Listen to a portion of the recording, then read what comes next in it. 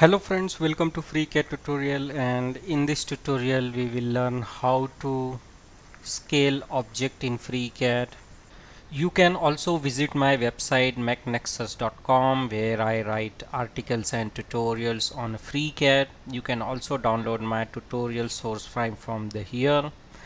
You can also support my work by buying my FreeCAD crash course for beginner. It is a very basic level course for the beginner user where a beginner user can master the FreeCAD. And you can also support my work on coffee.com. You can buy me a cup of coffee. You will get my website link and my Ko-Fi donation page link in a video description. With the help of a draft workbench, so here is a very simple sheet metal part, and we will scale this sheet metal part in FreeCAD. So first here I have activated the draft workbench because we will do it with the draft workbench. Now I will switch to the isometric view, and I will create a line, and I will join this line to this two edge point. Now I will move to the tree view and select my object.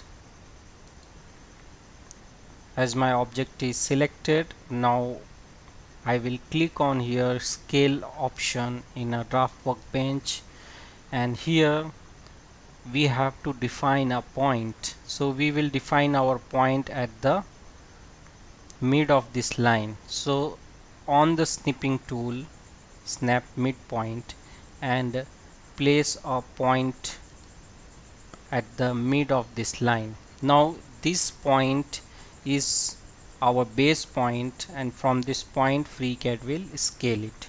So we have defined the point. Now we will give the scale factor, and currently our model as a 1:1 scale. Now if I give my scale factor 2 times, so you can see that 2 times scale object has been created with respect to our original object.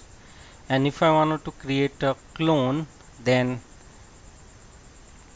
tick mark create a clone if you want a separate solid.